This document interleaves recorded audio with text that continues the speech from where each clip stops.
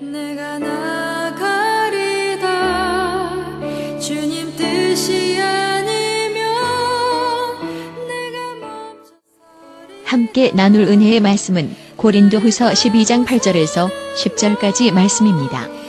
설교 제목은 모자람의 위안입니다. 오 주님 나를 이끄소서. 고린도후서 12장. 이것이 내게서 떠나가게 하기 위하여 내가 3번 주께 간구하였더니 나에게 이르시기를 내 은혜가 내게 족하도다. 이는 내 능력이 약한 데서 온전하여짐이라 하신지라. 그러므로 도리어 크게 기뻐함으로 나의 여러 약한 것들에 대하여 자랑하리니 이는 그리스도의 능력이 내게 머물게 하려 함이라. 그러므로 내가 그리스도를 위하여 약한 것들과 능욕과 궁핍과 박해와 곤고를 기뻐하노니 이는 내가 약한 그때의 강함이라. 아멘. 어떤 중년 부부가 모처럼 외식을 하게 되었습니다. 근사한 레스토랑에 가서 함께 맛있는 식사를 하고 계산을 하고 이제 차를 타고 다시 집으로 돌아오고 있었습니다. 운전을 한 지 한 30분쯤 지났을 때에 옆자리에 앉아있던 아내가 화들짝 놀라면서 아이고 여보 큰일 났어. 무슨 일이냐고 물어보니까 아까 그 식당에 내 모자를 두고 왔어. 그러니까 이 남편이 신경질을 부리면서 정신머리를 어디다 두고 다니느냐고. 알 수 없지. 그래서 차를 돌려서 다시 그 레스토랑으로 갔습니다. 도착하자마자 부인이 차에서 내려 빨리 식당 안으로 들어갑니다. 그 뒷모습을 보면서 그 남편이 하는 말, 빨리 가지고 와. 가는 김에 내 안경과 모자와 내 우도까지도 좀 가지고 와. 그랬다는 것입니다.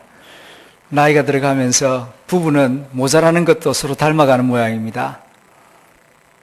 많은 분들이 나이가 들어가면서 몸이 예전 같지 않다고들 이야기를 합니다. 인생의 비극들 중에 하나는 몸의 노화가 정신의 노화보다 더 빨리 찾아온다는 사실입니다. 마음은 아직도 청춘인데 몸이 예전 같지가 않아서 울적함을 느낄 때가 있습니다. 특별히 비 오는 가을날이 되면은 이 울적함이 더해지기 때문에 나이 드시는 분들은 비 오는 가을날이 싫다, 그런 말씀을 하시는 분들이 있습니다. 미국의 샌프란시스코 신학교 대학 총장을 지냈던 도널드 맥클로우는 인생을 산다는 것은 곧 한계성을 경험하는 것이다, 그런 인상적인 말을 하였습니다. 사실 그렇습니다.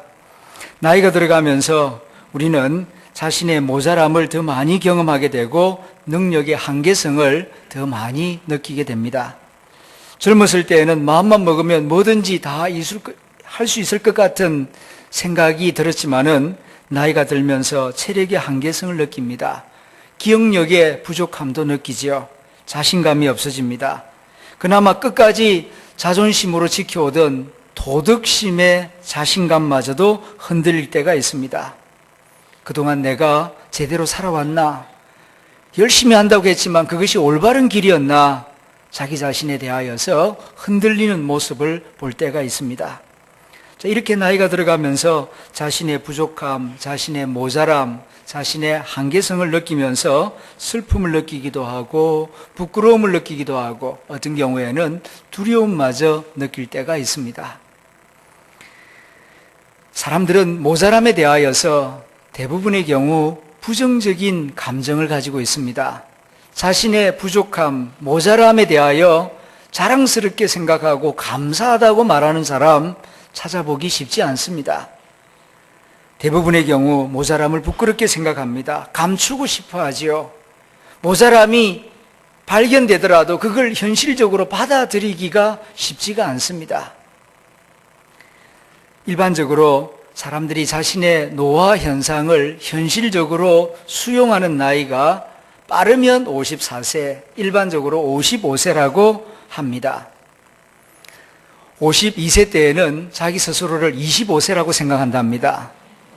53세 때에는 35세라고 생각하고요. 그리고 54세 때에는 45세라고 우긴답니다.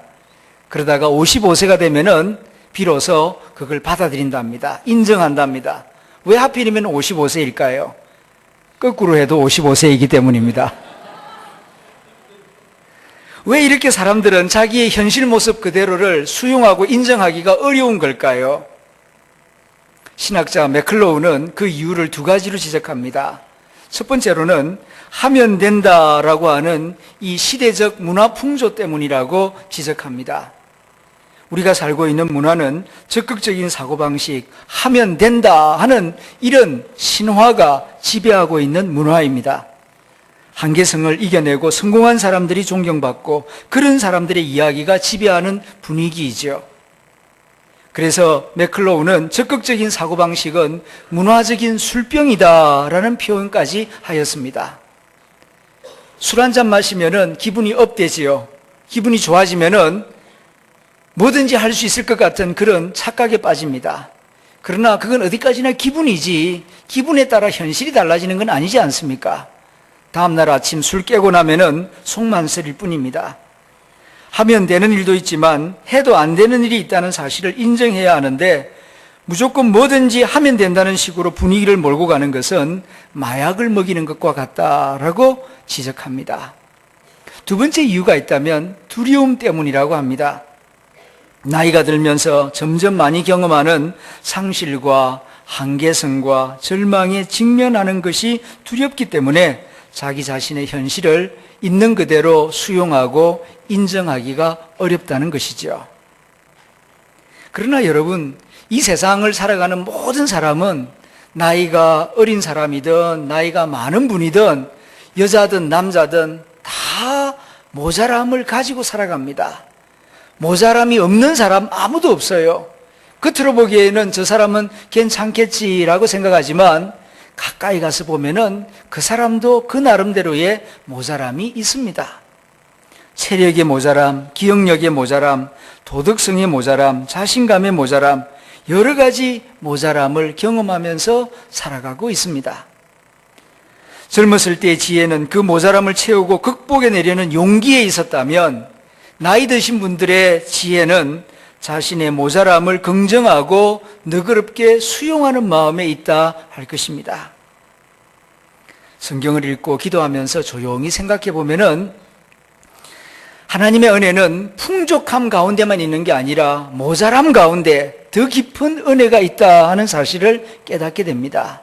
예를 들면 요한복음 2장에 기록된 가나의 혼인잔치 이야기입니다. 가나의 혼인잔치에 많은 사람들이 몰려왔습니다. 그런데 포도주가 모자란다는 사실을 알게 되기 전까지는 그들 가운데 예수님이 함께 계시는 사실조차도 그들은 몰랐습니다. 그런데 준비했고 예상했던 포도주가 생각보다 일찍 동이 나고 모자라게 되었을 때 당황하기 시작합니다. 그때에 예수님의 어머니 마리아를 찾아와서 포도주가 모자랍니다. 거기서부터 예수님이 나타나기 시작하고 예수님의 능력과 기적이 그 가나의 혼인잔치에 이루어지게 되는 것을 성경 가운데서 읽어보게 됩니다. 모자람 그 자체는 우리를 당황스럽게 만들고 부끄럽게 만들고 때로는 두렵게 만들지만 그 모자람을 주님 앞에 가지고 나아가면은 모자람이 하나님의 은혜와 기적을 체험하게 하는 통로가 될 수 있다 하는 사실을 이 성경이 가르쳐주고 있는 것입니다. 동화 가운데에 깨어진 항아리라고 하는 아름다운 동화가 있습니다. 이 동화 또한 금이 가고 깨어진 항아리가 오히려 더 많은 생명을 살리고 하나님의 은혜를 드러내는 도구가 된다 하는 이야기인데요. 실제로 준비된 영상을 잠시 같이 보겠습니다.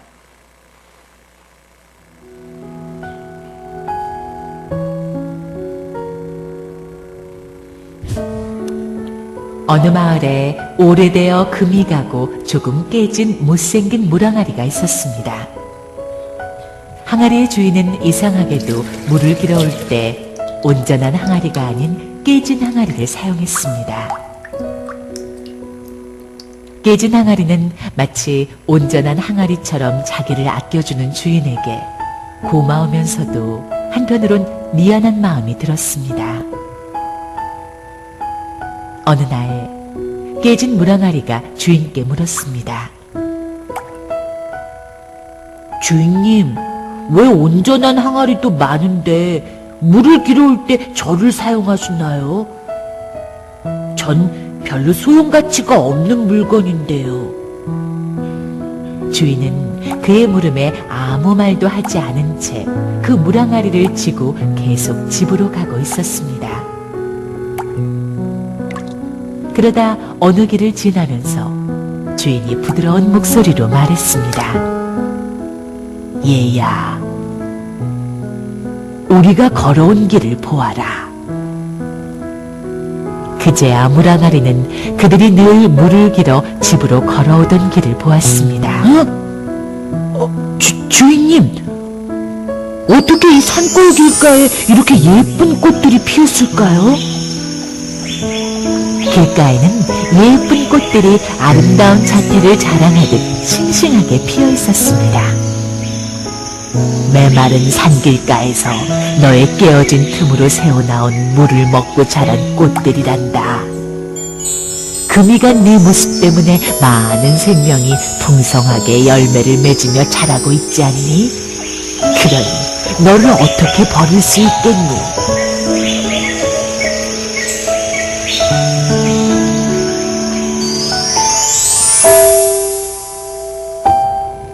엄마는 하나님께서 너를 통해서 일하실 것을 믿는단다. 하나님은 평안하고 근심 없는 시간뿐만이 아니라 힘들고 어려운 고난의 시간까지도 사용하시며 결국은 그분의 뜻에 맞게 선하게 우리의 깨진 틈을 사용하십니다. 나의 깨진 틈도 사랑해 주시는 주님을 믿고 새롭게 사용될 우리를 기대해 봅니다.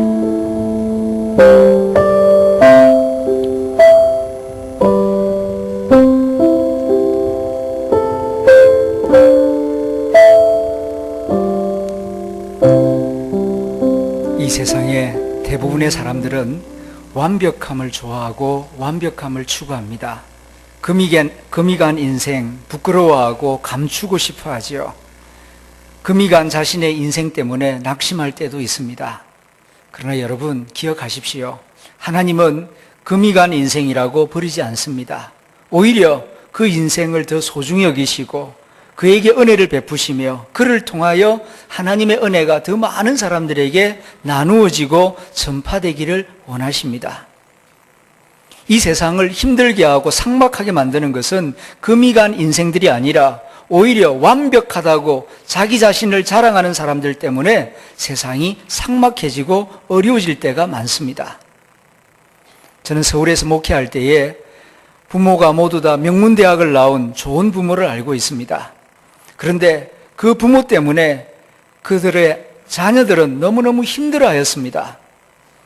비교적 성실하고 공부도 잘하는 아이들이었는데 반에서 2등을 하였습니다. 그러면은 부모가 야단을 칩니다.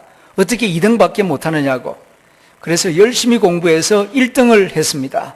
그랬더니 반에서 1등 하면 뭐 하느냐고. 전교에서 1등 해야지.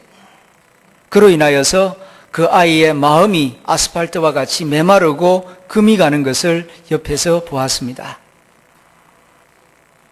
많은 사람들이 완벽함을 추구합니다. 자신의 금간 모습에 대하여 수치스럽게 여깁니다.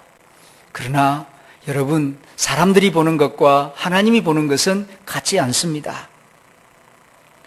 저는 서울 물레동에서 교육전도사를 할 때 이런 가정을 보았습니다. 너무 가난하고 어려워서 그 추운 겨울인데도 어머니가 메리아스 몇 가지를 가지고 이 집 저 집 찾아다니면서 장사를 하였습니다. 너무 힘들었기 때문입니다. 그 아들은 남의 집 사무실에 가서 청소를 하면서 낮에는 일을 하고 밤에는 야간 고등학교를 다녔습니다. 밤중에 늦게 어머니도 돌아오고 공부를 마치고 돌아온 또 아들을 두고 엄마는 미안해하면서 이렇게 말합니다. 얘야, 정말 미안하다. 미처 내가 밥을 준비하지 못했다. 구워놓았던 고구마 하나를 까주면서 이거 먹고 오늘 저녁은 때워야 되겠다. 그때에 그 아들은 어머니가 더 배가 고프실 텐데 어찌하여 이걸 내게 주십니까? 그 고구마를 먹으면서 눈물을 뚝뚝뚝 흘립니다. 그 아들이 연세대학교 경영대학 수석으로 들어갔습니다. 4년 동안 가정고생을 하면서 아르바이트를 하면서 졸업을 합니다. 졸업식 날 제가 그 어머니와 함께 신촌의 캠퍼스에 참석했습니다. 그 아들이 졸업장을 갖다가 어머니에 주면서 어머니 이것은 제 것이 아닙니다. 어머니의 졸업장입니다. 그러니까 어머니는 내가 너를 위하여 아무것도 못 해줬는데 밥도 못 해주고 학비도 못 해줬는데 그러면서 둘이 끌어안고 눈물을 흘리며 우는 모습을 보았습니다. 옆에서 지켜보던 저도 참 많이 울었습니다. 고구마를 얻어먹고 자란 아들은 효도하더라고요. 효자가 되더라고요. 그런데 죄송하지만 부잣집 아들, 딸은 그렇지를 못하더라고요. 학교 다닐 때 풍족하게 해주고 입학할 때 자동차 사주고 장가가고 시집갈 때 집도 사주었는데 그렇게 풍족하게 해주었는데 부모에게 고마운 줄을 모르더라고요. 고마워하기는커녕 끊임없이 불평하고 원망하는 그 모습을 보고서 하도 이해가 안 돼서 제가 한 번은 물었습니다. 아니 부모님이 그렇게 잘해줬는데 많은 걸 해줬는데 왜 그렇게 불평을 하느냐고 그래서 되느냐고 그랬더니 그가 뭐라 그런 줄 아십니까? 목사님은 우리 아버지가 어떻게 사신 줄 몰라서 그렇지요. 우리 아버지요, 우리 할아버지한테 엄청나게 유산 많이 물려받아서 그렇게 떵떵거리며 사신 것이지 노력해서 그렇게 된 거 아닙니다. 그리고 우리한테 자동차 사줄 때요, 우리 아버지는요 외국에 가서 카지노 하면서 양주 마시고 돌아다녔습니다. 그러더라고요. 풍족하게 부족함이 없이 잘해주면 잘 될 것 같은데 그렇지를 않습니다. 오히려 가난하고 어려워서 밥 한 끼 제대로 못 해주고 미안하다 하면서 키운 그 자녀는 오히려 효자가 되는데 부족함이 없이 넉넉하게 받아 누리며 산 그 자녀는 고마운 줄을 몰라요. 여기서 우리는 깨닫게 됩니다. 사람들은 흔히 생각하기에 완벽하고 풍족하고 넉넉하면 거기에 은혜가 있고 행복이 있다고 생각하지만 실제로는 반대인 경우가 더 많다는 것입니다. 부족함과 모자람 속에, 미안함 속에 더 많은 은혜가 있고 더 신비한 행복이 있다는 것입니다. 선교하는 일도 그렇습니다. 흔히 우리는 생각하기에 넉넉하고 힘이 있고 형편이 좋아야 선교가 잘 되리라고 생각합니다. 그런데 사실은 그렇지 않습니다. 오히려 힘이 없고 형편이 어렵고 계획한 일이 잘 되지 아니할 때에 전도가 더 잘 됩니다. 시대를 보아도 그렇습니다. 박해가 있고 고난이 있는 그런 시대에는 복음이 힘있게 전파되고 순수하게 전파되었습니다. 그러나 경제적으로 부유하고 넉넉하고 그럴 때에 전도가 잘 되느냐? 오히려 교회가 타락하고 변질되고 전도는 움츠러드는 그런 시대가 더 많았습니다. 교회적으로도 그렇고 개인적으로도 그렇습니다. 내가 건강하고 사업이 잘 되고 성공하고 그저 모든 일이 다 뜻대로 잘 될 때에 내 믿음이 자라느냐? 그렇지를 않다고요. 반대인 경우가 많습니다. 외롭고 어려움을 당하고 억울한 일을 당하고 비난받고 고통받고 병들 때에 오히려 그 시간에 믿음이 더 자랍니다. 믿음이 더 순수해집니다. 전도도 오히려 그런 때에 더 열심히 합니다. 건강한 사람보다 병든 사람이 전도를 많이 하고요. 성공한 사람보다 실패한 사람이 복음에 대하여 더 열정을 가지고 있는 것을 자주 봅니다. 참으로 오묘한 하나님의 역사입니다. 이제 오늘 성경 본문으로 돌아가서 사도 바울의 말씀을 봅니다. 오늘 말씀 가운데 보면 육체의 가시라고 하는 말씀이 있습니다. 사도 바울은 선교사입니다. 하나님의 복음을 위하여 하나님 나라를 위하여 일하는 사람입니다. 그런데 복음을 전하다가 그에게 육체의 가시가 도져요. 그게 뭐였는지 정확히 알 길은 없습니다만은 성경학자들에 따르면은 간질병이었을 것이라고 많이 추측합니다. 여러분 상상해 보십시오. 설교하는 목사가 복음을 전하다가 갑자기 간질병이 도져가지고 땅바닥에 엎드려가지고 떼굴떼굴 뒹굴고 미친 사람처럼 흙바닥에 있다가 다시 정신을 차려서 이 강단에 서면은 자기 스스로 생각할 때 얼마나 초라하고 창피스럽고 부끄럽겠습니까? 그리고 이게 한 번이 아니라 언제 어떻게 도질지를 몰라요. 그러면은 늘 마음속에 두려움이 있었을 것입니다. 그래서 이 사도 바울은 하나님 나를 위해서가 아니라 그리스도의 복음 전도를 위하여 이 육체의 가시 너무너무 아프고 두렵고 창피스럽습니다. 좀 빼주시면 안 되겠습니까? 하나님 앞에 3번이나 보통 기도한 게 아니라 간절히 기도를 드렸다고 합니다. 자, 이렇게 간절하게 기도를 드렸으면은 주님께서 좀 기쁘게 응답해 주실 만하지 않습니까? 그런데 주님은 전혀 엉뚱한, 그가 기대한 것과는 다른 말씀을 주십니다. 그것이 오늘 성경 본문의 내용입니다. 자, 이 말씀을 오늘 설교 제목과 관련지어서 다시 읽어본다면 이렇게 읽을 수가 있겠습니다. 나에게는 여러분이 모르는 모자람이 있습니다. 그것은 모자라도 한참 모자라는 것이었고 그것 때문에 너무나 부끄럽고 창피했습니다. 심지어는 두렵기까지 했습니다. 불만스러웠고 갈등이 많았고 그것 때문에 고민도 참 많이 했습니다. 그래서 나의 모자람을 채워달라고 주님께 간절히 기도했습니다. 3번이나 금식하며 간절하게 기도를 올렸습니다. 그랬더니 신실하신 주님께서 응답해 주셨습니다. 응답인즉 너의 모자람이 나의 은혜다. 모자라는 그대로 계속 살아라. 그것이 너에게 유익하니 그대로 살아라 하는 응답이었습니다. 여러분, 이런 응답 받았다면은 여러분의 반응은 어떠했을 것 같습니까? 저의 경우라면은 하나님, 이게 응답이라고 주십니까?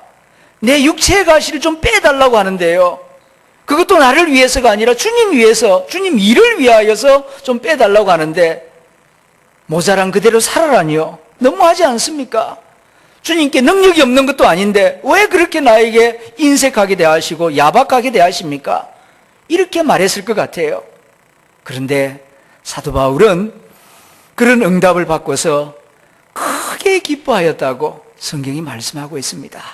크게 불만한 게 아니라 크게 기뻐하였다. 저는 사도 바울의 위대함이 바로 여기에 있다고 생각합니다. 흔히 우리는 위대함 하면은 큰 일을 하고 위대한 일을 하는 거기에 위대함이 있다고 생각하지만 아니에요. 진정한 위대함은 모든 주의 말씀을 믿음으로 받아들이는 거기에 있습니다. 사도 바울은 수백 개의 교회를 세웠지만은 그러나 그것보다 자신의 뜻대로 되지 아니하고 자신의 강구가 이루어지지 아니하여도 그 또한 주님이 나를 위하여 나를 사랑하셔서 주시는 응답이다, 이렇게 믿었어요. 바울의 진정한 위대함은 이 믿음의 위대함에 있습니다. 거절하신 것까지도, 장미꽃뿐만 아니라 장미꽃의 가시까지도 아멘으로 수용하는 바로 거기에 사도 바울의 진정한 위대함이 있는 것입니다. 이후에 바울은 자신의 모자람을 더 이상 부끄러워하지 않고 숨기지 않습니다. 있는 그대로 인정하고 감사하고 자랑하는 마음을 가졌습니다. 진정으로 복받은 마음이란 바로 이런 마음을 두고 말하는 것입니다. 자신의 밝은 면만을 사랑한 것이 아니라 자신의 어두운 그림자까지도 하나님의 은혜로 알고 사랑하는 그 모습, 거기에 성숙한 믿음이 있고 가장 아름다운 모습, 가장 지혜로운 모습, 가장 겸손한 모습이 있는 것입니다.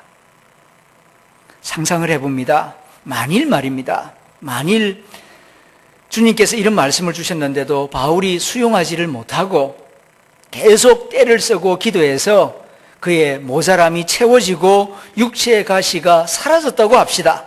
그랬다면 바울이 어떤 사람이 되었을 것 같습니까?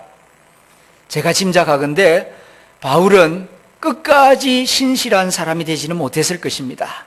끝까지 겸손하며 끝까지 하나님의 은혜를 의지하는 그런 사역자가 되지 못하고 중도에 자기 자신을 의지하고 자기 자신을 자랑하다가 넘어지고 실패하는 그런 선교사가 되고 말았을 것입니다. 하나님께서 때로는 모자라게 하실 때에는 하나님의 뜻이 있습니다. 내가 나를 더 잘 안다고 생각하지만 여러분, 그렇지 않습니다. 내가 나를 아는 것보다 하나님이 나를 더 잘 알고 계세요. 이것을 기억하시기 바랍니다. 그래서 하나님께서 때로는 내게 필요하니까, 짧은 내 생각으로는 필요 없는 가시라고 생각하지만 하나님 생각에는 그게 내게 필요한 은혜라고, 내게 꼭 있어야 될 것이라고 말씀하시며 그것을 남겨두신다는 것입니다. 이것을 우리가 기억하고 때로는 간절하게 기도할 것이지만 기도의 응답으로 하나님께서 그걸 그대로 두시면 그 또한 하나님의 은혜인 줄로 깨닫고 수용할 수 있는 그런 믿음의 마음을 가져야 할 것입니다. 한국교회가 자랑하는 한경직 목사님, 그분은 영락교회를 세웠고 민족복음화를 위하여서 큰 일을 하신 분입니다. 그러나 개인적으로는, 인간적으로는 참으로 연약한 분이었습니다. 한경직이 나이 17세가 되던 1919년 그가 평양에 있는 영성소학교 교사로 봉직하고 있을 때입니다. 학교에서 독립정신을 가르쳤는데 이게 소문이 나서 고등계 형사들에게 잡혀가서 취조를 당하고 고문을 당하고 협박을 받았습니다. 그때 받은 고문을 잊을 수가 없었습니다. 그래서 길을 가다가 일본 순사를 만나기만 해도 두려워서 오줌을 쌀 뻔한 일이 있었다고 합니다. 그토록 소심한 사람이었습니다. 그러다가 10년이 지나 27살이 되던 1929년 미국으로 건너가서 유학을 합니다. 프린스턴 신학교를 졸업하고 예일대학교 박사과정에 진학할 준비를 하고 있었는데 갑작스럽게 뜻하지 않게 병원으로부터 폐결핵 3기라고 하는 진단을 받습니다. 그는 여기서 인간의 연약함과 무력함을 절감합니다. 진학은 물론 인생 자체를 포기해야 할지도 모른다는 절망감과 위기감을 느꼈습니다. 남다르게 의지가 강하고 공부에 대한 욕심이 많았던 한경직이었지만은 그러나 폐결핵 선고 앞에서는 다 내려놓아야 했습니다. 건강도 의지도 탁월한 기억력도 소용이 없었습니다. 한경직 목사는 자신의 책에서 그때를 회고하면서 이렇게 적고 있습니다. 폐결핵 선고, 그 당시에는 사형 선고나 다름이 없었지요. 그렇게 몸이 약해지니 공부할 의욕도 사라지고 맙디다. 그래서 그 다음에 28살 때에 폐 한쪽을 도려내었습니다. 그리고 학업을 중단하고 한국으로 평양으로 돌아와서 그는 대동강변에 나가 모래사장에 무릎을 꿇고 하나님 앞에 간절히 기도했습니다. 하나님, 28살 나이에 하나님 부름을 받기에는 너무 이른 나이가 아닙니까? 하나님, 나를 좀 살려주십시오. 큰 걸 바라지 않겠습니다. 3년만 기회를 주십시오. 3년만이라도 조국과 교회를 위하여 일할 수 있는 기회를 주십시오. 그러면은 더 이상 바랄 것이 없겠습니다. 그러고는 설교를 할 때마다 이번 설교가 내 마지막 설교입니다. 나는 폐가 한쪽이 없는 사람입니다. 마지막 설교를 하는 마음으로 힘을 다하여 최선을 다하여 말씀을 전했습니다. 그렇게 마지막이다 마지막이다 하면서 설교를 했는데 그렇게 하기를 70년 동안이나 했습니다. 그래서 2000년도 4월 달에 그의 나이 98세의 세상을 떠나는데 마지막 설교이려니 하며 들었던 사람들은 목사님보다 다 먼저 세상을 떠났습니다. 참 오묘한 일이요 희한한 일입니다. 한경직 목사님은 1972년 4월 23일 약할 때 강함이니라는 제목으로 설교를 하였는데 그 원고를 제가 입수해서 읽어보았습니다. 인간이 약할 때에는 겸손하여집니다. 건강하던 이가 중병에 걸려 약해지면 겸손하여집니다. 교만은 패망의 선봉이요 겸손은 종기의 앞잡이라고 말씀하셨는데 약함으로 인하여 종기의 길을 걷게 되었으니 감사한 일이지요. 두 번째로는 인간이 약해질 때에 그 생각이 깊어집니다. 평소 때에는 대충대충 얕게 생각하던 사람이 고난을 당하면 또 한 번 생각하고 자신의 인생의 목적이 무엇인지, 내가 왜 태어났는지 깊은 생각을 하게 되니 약할 때 감사한 일이지요. 세 번째로는 약할 때 우리는 더 기도를 많이 하게 됩니다. 그런 거로 사도 바울이 고백한 대로 약할 때 강함이니라. 이 말씀은 참으로 오묘한 하나님의 진리입니다. 이렇게 설교 원고에 적어둔 것을 보았습니다. 이제 말씀을 맺습니다. 어떤 사람이 썼는지 모르지만 너무 좋은 시라고 생각되어 여러분들에게 소개하고 싶습니다. 제목은 나는 가장 축복받은 사람입니다 라는 제목의 시입니다. 가장 축복받은 사람, 그가 누구인지 한번 들어보시기를 바랍니다. 큰 일을 이루기 위하여 큰 힘을 주십사 하나님께 기도했더니 겸손을 배우라고 하나님은 나에게 연약함을 주셨습니다. 많은 일을 해낼 수 있는 건강을 구했는데 하나님은 보다 가치 있는 일을 하라고 병을 주셨습니다. 행복해지고 싶어 부유함을 구했는데 하나님은 지혜로워지라고 가난을 주셨습니다. 세상 사람들의 칭찬을 받고자 성공을 구했는데 하나님은 뽐내지 말라고 실패를 주셨습니다. 삶을 누릴 수 있는 삶 그 자체를 하나님은 선물로 주셨습니다. 구한 것 하나도 주시지 않았지만 내 소원 모두 다 들어주셨습니다. 하나님의 뜻을 온전히 따르지 못한 삶이었지만 내 마음속에 진작에 표현 못한 기도는 모두 다 들어주셨습니다. 나는 가장 많은 축복을 받은 사람입니다. 여러분, 하나님의 은혜와 인생의 행복은 풍족함과 부유함과 높은 곳에만 있는 것이 아니라 오히려 모자람 속에 하나님의 더 깊은 은혜가 있습니다. 이것을 기억하십시오. 그래서 풍족함 가운데 있을 때나 모자람 가운데 있을 때나 범사에 하나님의 은혜를 기억하고 감사할 수 있는 믿음의 심령이 될 수 있기를 주님의 이름으로 축원합니다. 함께 기도하겠습니다.